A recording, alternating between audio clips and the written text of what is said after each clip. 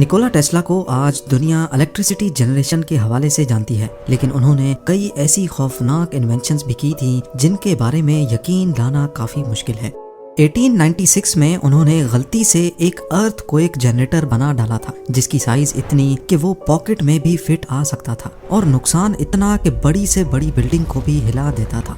اس device کو انہوں نے اپنی لیبارٹری میں ٹیسٹ کیا تو پڑوسیوں کو لگا کہ ارتھ کوئک آ گیا ہے اور وہ ڈر کے مارے باہر آ گئے۔ پھر ٹیسلا وہ ڈیوائس لے کر کسی انڈر کنسٹرکشن بلڈنگ کی تلاش میں نکل پڑے۔ راستے میں انہیں ایک 10 منزلہ بلڈنگ نظر آئی جس میں ورکرز کام کر رہے تھے۔ انہوں نے یہ ڈیوائس اس بلڈنگ کے اسٹیل فریم پہ لگا دی۔ تھوڑی ہی دیر بعد اوپر سے ورکرز گھبراتے اور بھاگتے ہوئے نیچے اترے کہ جیسے کوئی ارتھ کوئک آ رہا ہو۔ پولیس کو بلوا لیا گیا، لیکن ٹیسلا نے کسی کو بتائے بغیر اپنی ڈیوائس واپس جیب میں ڈالی اور وہاں سے نکل گئے۔ ان کا کہنا تھا کہ تھوڑی دیر اور اگر یہ ڈیوائس وہاں لگی رہتی تو پوری بلڈنگ زمیں بوس ہو جاتی۔ یہ بات انہوں نے خود ایک انٹرویو میں قبول کی تھی۔ پر سوال یہ ہے کہ پاکٹ کی سائز جتنی ڈیوائس ارتھ کوئی کیسے لا سکتی ہے؟ اصل میں نکولا ٹیسلا یہ ڈیوائس بنانا ہی نہیں چاہتے تھے، بلکہ وہ تو ایک ایسے پروجیکٹ پہ کام کر رہے تھے جو ایک جگہ سے دوسری جگہ انرجی ٹرانسفر کر پائے گی، وہ بھی بغیر تار کے اور بغیر کسی خرچے کے۔ ان کی زندگی کا زیادہ تر حصہ فریکوینسیز اور وائبریشنز کو اسٹڈی کرنے میں گزرا تھا۔ وہ اس فیلڈ میں وہ کچھ بھی دیکھ اور سمجھ سکتے تھے جس کو ان کے بعد کوئی بھی اس انداز میں دیکھ یا سمجھ نہیں پایا۔ ان کا آئیڈیا تھا کہ وہ ایک ڈیوائس کے ذریعے ایک خاص فریکوینسی کی وائبریشن پیدا کر کے اس کو زمین میں ڈالیں گے۔ یہ وائبریشنز زمین میں موجود پتھروں سے ہوتی ہوئی کسی دوسری جگہ پر پڑی ریسیونگ ڈیوائس سے کیچ کروائی جائیں گی، جو اس فریکوینسی کو ڈیکوڈ کر کے انرجی یا پھر الیکٹریکل کرنٹ میں کنورٹ کرے گی، ٹھیک اسی طرح جیسے کوئی ساؤنڈ انرجی ویوز کی صورت میں ٹریول کرتی ہے۔ ہماری دنیا ہر وقت ایک خاص فریکوینسی پہ وائبریٹ کرتی ہے۔ یہ فریکوینسی 7.83 ہرٹز سے لے کر 33.8 ہرٹز تک ویری کرتی ہے۔ ٹیسلا کا کہنا تھا کہ اگر وہ اس چھوٹی سی ڈیوائس کو ارتھ کی وائبریشن پہ سیٹ کر دیں تو پوری دنیا میں تباہ کن زلزلہ بھی آ سکتا ہے۔ لوگ ان کی یہ باتیں سن کر مذاق بنایا کرتے تھے، لیکن پھر آخر وہ دن آ ہی گیا جب دنیا نے نکولا ٹیسلا کو حقیقت میں سیریس لینا شروع کیا۔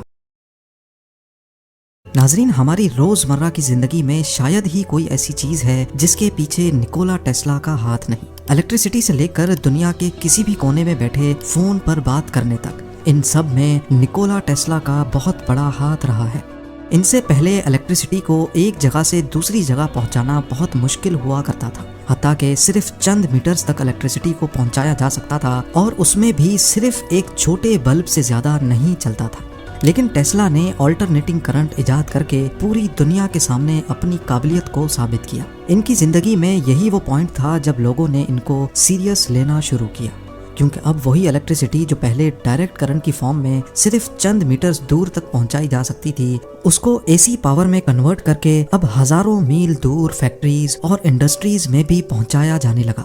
اس کے علاوہ Tesla hydro electric power system کے بھی انوینٹر تھے، جس سے آج امریکہ کی 31% الیکٹریسٹی اور چائنا کی 95% الیکٹریسٹی پروڈیوس کی جاتی ہے۔ وہ ٹیسلا ہی تھے جنہوں نے دنیا کو وائرلیس کمیونیکیشن کا تحفہ بھی دیا۔ یہ تو ان کی وہ انوینشنز تھی جن کو آج دنیا استعمال کر رہی ہے۔ پر کیا آپ کو معلوم ہے کہ ٹیسلا نے اپنی زندگی میں 300 سے بھی زیادہ چیزیں ایجاد کی تھی، پر ان کو کیسے بھی کر کے دنیا کے سامنے لانے سے روکا گیا؟ مثلاً آلٹرنیٹنگ کرنٹ تو انہوں نے بنا لیا، لیکن اب وہ چاہتے تھے کہ وائرلیس کمیونیکیشن کی طرح الیکٹریسٹی کو بھی پوری دنیا میں بغیر وائر کے ٹرانسپورٹ کیا جائے۔ ان کے پاس نالج تو بہت تھی، لیکن ایک چیز کی بے انتہا کمی تھی، اور وہ تھا پیسہ۔ وہ اپنا یہ آئیڈیا لے کر جے پی مورگن کے پاس گئے۔ جے پی مورگن کو ان کا آئیڈیا پسند آیا اور انہوں نے ٹیسلا کو $1.5 لاکھ کی فنڈنگ دینے کا فیصلہ کیا۔ الیکٹریسٹی کو بغیر تار کے ٹرانسمٹ کرنے کے لیے ٹیسلا نے نیو یارک میں ہی کئی ایکسپیریمنٹس شروع کر دیے۔ ان ایکسپیریمنٹس میں ایک ٹاور بھی تھا جس کو دیکھ کر لوگ کافی خوف زدہ ہوتے تھے اور اکثر کمپلینٹس کرتے رہتے تھے۔ اسی لیے ٹیسلا نے اپنے ایکسپیریمنٹس کولوراڈو میں شروع کر دیے اور وہاں ایک نیا 180 فیٹ لمبا ٹاور کھڑا کیا، جس میں ضرورت سے زیادہ پیسے لگ گئے۔ ٹیسلا کا ماننا تھا کہ وہ اس ٹاور کی مدد سے اب پوری دنیا میں وائرلیس الیکٹریسٹی بھیج سکیں گے، اور وہ بھی ارتھ کی نیچرل وائبریشنز کو استعمال کر کے۔ جے پی مورگن جنہوں نے ٹیسلا کے اس پروجیکٹ کو فنڈ کیا تھا وہ اس دوران الیکٹرک وائرز اور اس کی انسولیشن بنانے والی فیکٹریز میں بھی بہت بڑے انویسٹر تھے۔ اس کے علاوہ امریکہ میں کئی کاپر مائنز کے پیچھے بھی جے پی مورگن کا ہی ہاتھ تھا۔ ان کو شاید معلوم پڑ چکا تھا کہ ٹیسلا اپنے ایکسپیریمنٹ میں کامیاب ہو گئے ہیں، اور اگر ایسا ہو گیا تو یہ چیز ان کے الیکٹرک وائرز کے بزنس کو خاصا نقصان پہنچا سکتی ہے۔ اسی لیے انہوں نے ٹیسلا کو مزید پیسے دینے سے نہ صرف انکار کیا بلکہ دوسرے انویسٹرز کو بھی منع کیا کہ وہ ٹیسلا کے پروجیکٹ میں انویسٹ نہ کریں۔ نکولا ٹیسلا کرتے تو کیا کرتے، اگلے کئی سالوں تک وہ وائرلیس الیکٹریسٹی کا خواب لیے جیتے رہے، اور جب وہ اس دنیا کو چھوڑ گئے تو اگلے 10 سالوں تک گورنمنٹ نے ان کی پراپرٹی پر قبضہ کر رکھا تھا۔ ان کا جتنا بھی ریسرچ ورک تھا وہ کئی سالوں تک سیکرٹ فائلز بنا رہا، اور اس کے بعد بھی کئی لوگوں کا ماننا ہے کہ آج تک ٹیسلا کی وائرلیس الیکٹریسٹی کا فارمولا پبلک نہیں کیا گیا۔ اب سوال یہ اٹھتا ہے کہ کیا نکولا ٹیسلا کو کوئی سیکرٹ فارمولا مل گیا تھا؟ کیا وہ واقعی فری الیکٹریسٹی پہ کام کر رہے تھے؟ کئی ایکسپرٹس کا خیال ہے کہ نکولا ٹیسلا ارتھ کی وائبریشنز کو اچھی طرح سمجھ چکے تھے، اور شاید وہ اسی وائبریشن کو استعمال کر کے دنیا میں نئی قسم کی الیکٹریسٹی انٹروڈیوس کروانے والے تھے۔ وہ اپنی زندگی میں کہا کرتے تھے کہ اگر آپ کو یونیورس کے سیکرٹس کا پتہ لگانا ہے تو اس کو انرجی، فریکوینسی اور وائبریشنز کے انداز سے دیکھنا شروع کر دیں۔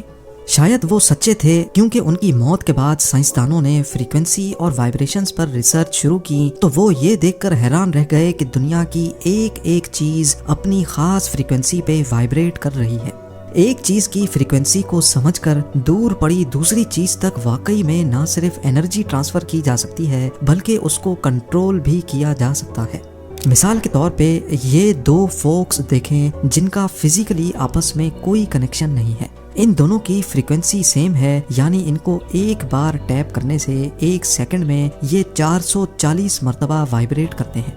پر حیرت کی بات یہ ہے کہ کسی ایک فوک کو ٹیپ کرنے سے دوسرا فوک اپنے آپ وائبریٹ کرنے لگتا ہے۔ If I tap this fork, putting little pulses of energy into it, the second fork will also vibrate in sympathy.